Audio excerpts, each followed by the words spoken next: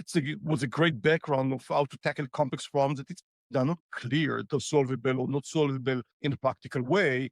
And why, if you do solve them, you create a big technological moat, right? To solve some big problems to a lot of organizations, and it's super exciting. But in many cases, it's just not clear upfront, despite the experience and despite the maybe supporting environmental resources where you'll get to the right solution. But that's part of what excites me. It's part of just dealing with the unknown. Yeah, it kind of gives you a bit of a rush, Yeah, when you're going into something that's unknown. it does. Yeah, I'm getting my PhD right now, and not that my field is completely unknown, but there isn't a whole lot of material out there, on what I'm trying to research. And I'm kind of pulling three critical areas together and trying to find that overlap, that works, that meets the requirements and whatnot, which is something completely different from every other, level of study that we've been taught. Like in all the way through even getting my master's degree, I was always taught like, hey, you have a paper, it's due on this date, it needs to be on this topic, whatever, right? You have a project, Oriented. Yeah, right? And now I'm creating the tasks. Like I'm figuring out the topic. I am then creating the tasks and creating goals for the end of each class of what I need to deliver. And the university is just letting me, do it. And it took me, man, it took me probably a semester, a full semester, maybe semester and a half to actually figure that out because I'm just sitting here like, well, what do we do? Like I don't know how to figure any of this out. And then my chair finally like broke it down to me. He's like, you're the one that's deciding, you're researching. That's what researchers do. exactly. Yes, I would say that going back to my early career, right, in the military service, that was a lot of what we did, right? So we had the high level missions, but what has to be done on a day to day basis, how to deal with them, what to develop, how to develop it, how to test it. It was a lot of freedom to operate, which again was a great learning experience for startups, right? Because many of them are starting that way, right? You have idea for something you want to solve. It is on my end, ideas that people did not solve before or problems that people did not solve before.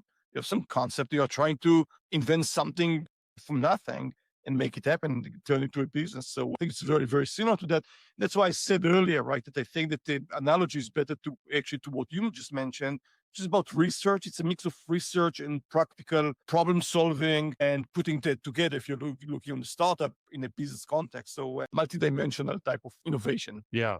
Yeah, absolutely. So where did you go after 8200 group? Where did you go to actually scratch that itch of researching kind of? Yeah, so I worked a few years just after my military service. It wasn't very long. It was about 5 years, so longer than the minimum, but not. It's not. I was not a military career person, right? So got out as a young captain, I think, if I remember correctly. It was a while back. Yeah, so I worked a few years in the industry, so in a kind of local high-tech company. But I always had the urge, right, to start my own startup since I was a kid. As I said, right, started to work on developing a lot of code, and just like I just have to do that even before I knew the term startup. It was clear to me that's what I want to do.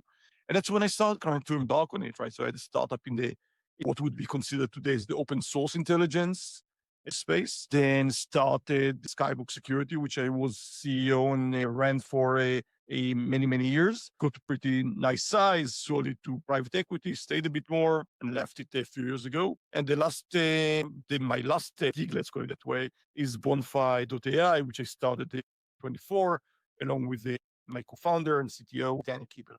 So after the 8200 group and you go and work for a normal company, right? I'm trying to compare and contrast, right? Because in America, when like let's just assume someone from the NSA stops working at the NSA and they go work for a normal company and somehow, people there find out that they used to work for the NSA.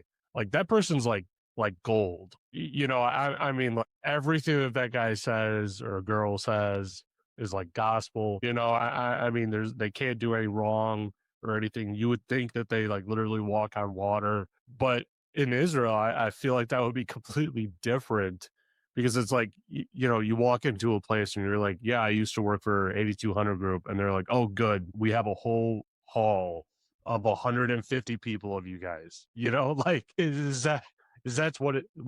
Probably now more than when I started actually my career, because then few things. One, I never said to anyone, not family, not wife, no one knew where I served actually.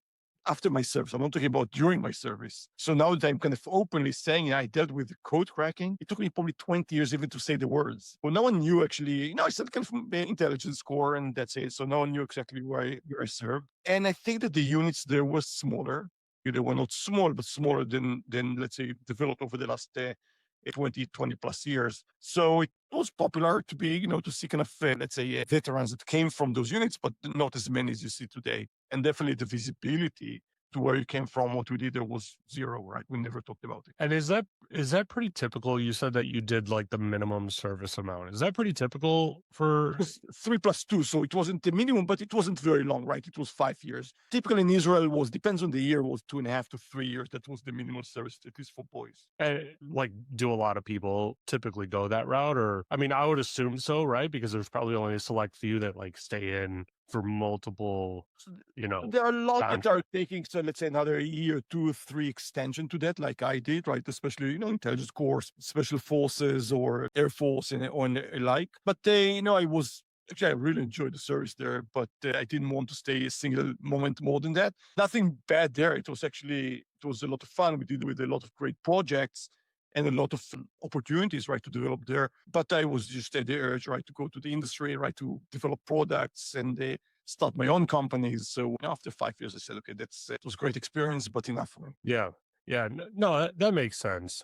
I could imagine myself going like one of two ways, right? Either I'm a career in the military, for like the entire career, or, I'm in there, maybe one or two contracts, right? Learning as much as I possibly can and then moving on, right? And I feel like that would be pretty typical, especially for this industry and this skill set, like Yeah, just I think it makes sense. yeah, people in this industry, they need to constantly be learning and doing something new and everything else, It wouldn't be like them to stay in for so long. So afterwards, talk to me about how you identified the problem with large data sets that you're currently working towards solving. Because and I'll tell you right now, right? I was on the call with a customer a couple weeks ago, and they were talking about implementing Microsoft Purview for terabytes of data that they had. It was on-prem, it was in the cloud and everything. And they told me that they were starting from literal zero. I didn't think it was literal zero. I figured you have to have something turned on. Sure. I get in their environment and it is literally zero. There isn't even permissions to use the services, right? And I'm looking at it, and it's the first time I've ever looked at Purview. And, maybe an hour in, I immediately thought to myself, this isn't my specialty.